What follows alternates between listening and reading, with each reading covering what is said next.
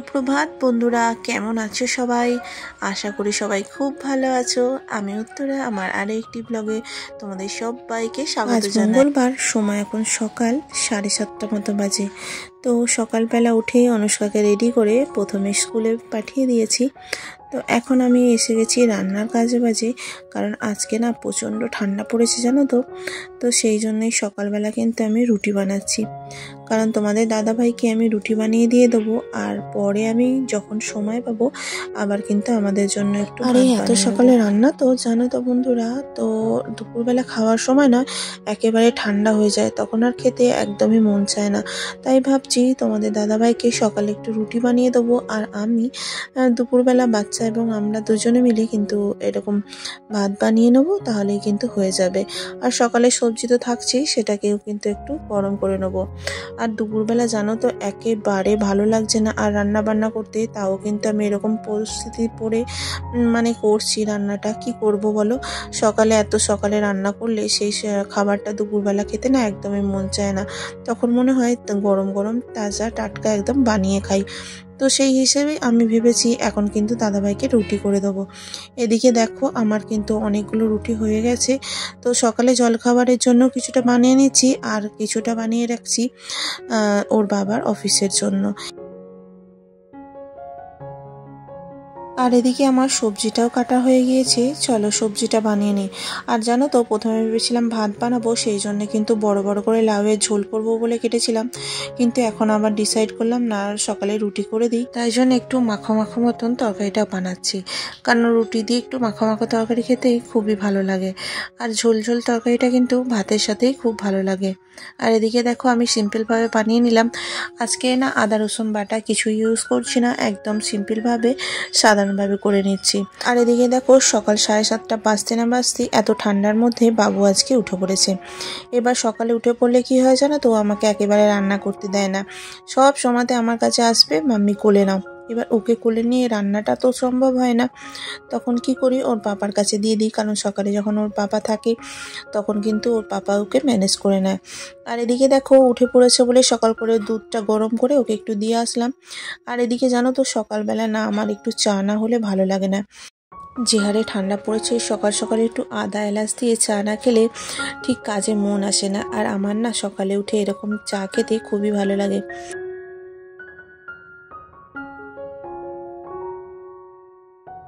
আর এদিকে আমার চাটাও কিন্তু রেডি হয়ে গেছে, আর ওদিকে দেখো ওর বাবাও কিন্তু রেডি হয়ে গেছে, চলো দিয়ে আসি।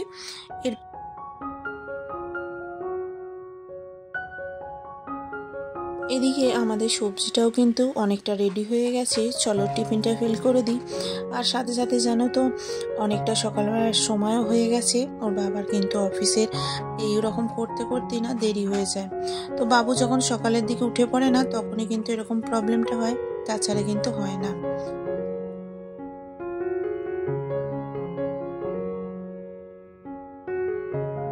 নমস্কার বন্ধুরা, কেমন আছো সকলে? আশা করি সকলে খুব ভালো আছো, আমিও বেশ ভালো আছি। তো অনেকদিন পরে তোমাদের সাথে কথা বলতে এলাম। তো সকালে দেখেছো রান্নাবান্না করছিলাম, তো এখন রান্নাবান্না হয়ে গেছে। তো এখন না একটু তাড়াতাড়ি করে স্নান করে নিচ্ছি, কারণ কিনা অনুষ্কাকে আনতে যেতে হয়, সেই জন্যই কিন্তু অনেকটা দেরি হয়ে যায় স্নান করতে, সেই জন্য তাড়াতাড়ি স্নান করে নিচ্ছি। তো চলো তারপরে আমি সমস্ত কাজ করে নিই, তারপরে তোমাদের সঙ্গে আবারও কথা হচ্ছে। আর এদিকে দুষ্টুটাকে দেখেছো, এরকম খালি দুষ্টুমি করবে জানো তো। আর যখনই আমি কাজ করব তখনই কিন্তু এরকম নিজে নিজে টুলের উপর উঠে পড়বে আর আমাকে ডাকবে, মাম্মি আমাকে হেল্প করবে আসো। তো এবার ওকে আমি হেল্প করতে যাব না আমি সংসারের কাজগুলো করে নেবো, সেটাই আমি বুঝতে পারি না। আর এদিকে চলো চলে এসেছি বেডটাকে একটু ক্লিন করে নিতে। আর এদিকে জানো তো আমার একটা না স্ট্যান্ড কেনার আছে, স্ট্যান্ডটা না কিনলে না আমি পুরো ভিডিওটাকে ভালোভাবে দেখাতে পারছি না। তবে অনেকবার তোমাদের দাদাভাই বলেছে যে আমায় যেন অ্যামাজনে বা ফ্লিপকার্টে অর্ডার দিয়ে দিই, তবে আমি সেইভাবে খুঁজে পাচ্ছি না। তোমরা যদি কেউ জেনে থাকো প্লিজ আমাকে বলে দিও, ঠিক আছে? তো আমি সেইভাবে কিন্তু কিনে নেব। আর এদিকে দেখো আমার কিন্তু একটা নতুন ওড়না কিনে এনে দিয়েছে তোমাদের দাদাভাই, সেটাই তোমাদের সঙ্গে দেখাচ্ছি। তো কেমন হয়েছে বলবে, হ্যাঁ। তো সেদিনকে জানো তো কীভাবে কি হয়েছে, হঠাৎ আসার সময় জানো তো আমাকে বলছে একটা ওড়না এনেছি। তো আমি তো হতবাক যে কি ব্যাপার, আমার জন্য কিছু এনেছে মানে কিছু একটা ব্যাপার হয়েছে, সেই জন্যই ভাবছিলাম যে তোমাদের সাথে শেয়ার করি। তো এদিকে দেখো আমি ওই বেডটা ক্লিন করে চলে এসেছি, এখন আবার চলে এসেছি এই বেডটাকে ক্লিন করতে। আর দেখো অনুষ্কা একটা ডল কিনেছিল, তার না অনেকগুলো জুতো দিয়েছে। এবার এই জুতোগুলো নিয়েই হচ্ছে যত সমস্যা জানো তো বাড়িতে। তো বাবু একবার জুতোগুলো পরায়, তো ও তো পুরো জানে না যে কোনটা কার পায়ে, তো একটা অন্য অন্য পরিয়ে দেয়। আর অনুষ্কা যখন স্কুল থেকে এসে দেখে এরকম অন্য অন্য জুতো পরে আছে ওর ডল, তখন কিন্তু আবার রেগে যায়।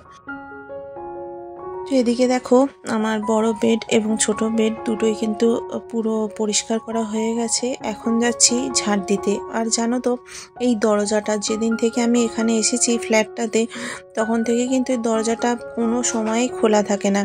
তুমি দরজাটা খুলে বা কিছু যাবে আসবে, তখন কিন্তু দরজাটা নিজে নিজেই বন্ধ হয়ে যায়। আর এই জন্য জানো তো আমার খুব অসুবিধা হয়ে যায়। আর ওই জন্যই কিন্তু দরজার এই যে ওপরের যে কভারটা আছে না, ওটা কিন্তু অনেকটা বেশি নোংরা হয়ে যায়, যেহেতু সব সময় হাত থাকে সেই জন্যে। আর এদিকে আমার সব কাজ বাজের মধ্যে সব কিছুই হয়ে গেছে। আর এই দুষ্টুটাকে দেখেছো, ও একা একা শুয়ে শুয়ে কিন্তু খেলা করছে। আর এই ঠান্ডায় জানো তো টাকির জলও কিন্তু একেবারে ঠান্ডা আসছে, হাত দিতে একদমই মন চাইছে না। তবুও কি করব, কাজ তো ফেলে রাখলে আর হবে না। এদিকে পোছা মারা আমার হয়ে গেছে। এখন দেখো বাবুকে স্নান করিয়ে দিয়েছি। আর বাবু যেদিন শ্যাম্পু করাবো সেদিনকেই কিন্তু ও কাঁদে, কারণ চোখে একটুও যদি শ্যাম্পুর ফেনা গেছে ব্যাস সকাল থেকেই কিন্তু কান্না শুরু হয়ে যাবে। আর এদিকে দেখো আমি ওকে ভুলিয়ে ভালিয়ে এখন কিন্তু ভালোভাবে রেডি করিয়ে দিচ্ছি। আর যেহেতু অনেকটা সময় হয়ে গেছে, দিদিভাইকে আনতে যাওয়ারও সময় হয়ে গেছে, তাড়াতাড়ি করছি। আর এদিকে কিন্তু আমাদের এখনো রান্না বাকি, মানে আমি যে দুপুরবেলা একটু ভাত বানাবো বলেছিলাম সেটাই কিন্তু বাকি। তবে অনুষ্কা কিন্তু খিচুড়ি খেতে ভালোবাসে, তাই ভাবছি একটু খিচুড়ি বানাবো। তো সকাল সকাল উঠে যেহেতু আমি রুটি আর সবজি করে নিয়েছিলাম, একটু সবজি থাকলেও খিচুড়ির সাথে খাওয়া যাবে। আর এদিকে দেখো আমি খিচুড়ি বানানোর জন্য এখানে চাল ডাল সব একেবারে ধুয়ে চাপিয়ে দেবো। তো একটা সিটির মধ্যে দিয়ে দিলে কিন্তু অনেকটা তাড়াতাড়ি কাজটা হয়ে যায় আর অতটা সময় লাগে না। তো এটা সিঁড়িতে চাপিয়ে দিয়ে কিন্তু আমার যত জামা কাপড় ছিল সেগুলো কিন্তু কাচাকুচি করে নেবো। আর জানো তো শীতকালে ঠান্ডায় ওপর থেকে না একেবারে ঠান্ডা ঠান্ডা জল নামছে, আর যে কোনো জলেই হাত দিতে না একেবারে মন চাইছে না, তবুও করতেই হবে। চলো এদিকে রান্নাটা বসিয়ে দিই আর ওদিকে কাচাকুচিগুলোও করে নিচ্ছি। আর এদিকে দেখো আমার রান্না বান্না পুরো কমপ্লিট হয়ে গেছে, এখন আমি রেডি হয়ে বেরিয়ে পড়েছি অনুষ্কাকে আনতে। আর রাস্তায় জানো তো প্রচণ্ড হারে রোদ্দুর, মানে ঘরের ভিতরে ঠান্ডা আর বাইরে প্রচণ্ড হারে রোদ্দুর। আর এদিকে দেখো আমি একটা স্কার্ফ নিয়ে নিয়েছি আর অনুষ্কাকে কিন্তু আনতে চলে এসেছি।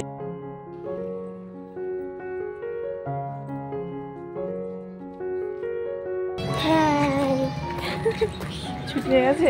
হ্যাঁ। আর এই যে এখন আমরা বাড়িতে পৌঁছে গেছি আর অনুষ্কা জানো তো ফ্রেশ হয়ে গেছে। আর এদিকে দেখো আসার পরেই দু ভাই বোনে কিন্তু এখন খেলাধুলো শুরু করে দিয়েছে। আর জানো তো এতটা পরিমাণে রৌদ্র উঠেছে যে আসার পরে না একেবারে আমার ভালো লাগছিল না। তো দেখো এখানে খিচুড়িটা হয়ে গেছে, তো সবাইকে সার্ভ করে দিচ্ছি। আর তোমরাও চলে এসো এনজয় করতে, একসাথে খাওয়া দাওয়া করবো। আর চলো বন্ধুরা আজকে ভিডিওটা এখানেই শেষ করছি, ভালো লাগলে অবশ্যই একটা লাইক করে দিও। আর যদি নতুন হয়ে থাকো তাহলে কিন্তু আমার চ্যানেলটাকে সাবস্ক্রাইব করে দিও। দেখা হবে নতুন একটা ভিডিওতে, নতুন একটা ব্লগে। সকলে খুব ভালো থাকবে, সুস্থ থাকবে। দেখা হচ্ছে নতুন একটা ভিডিওতে, নতুন একটা ব্লগে।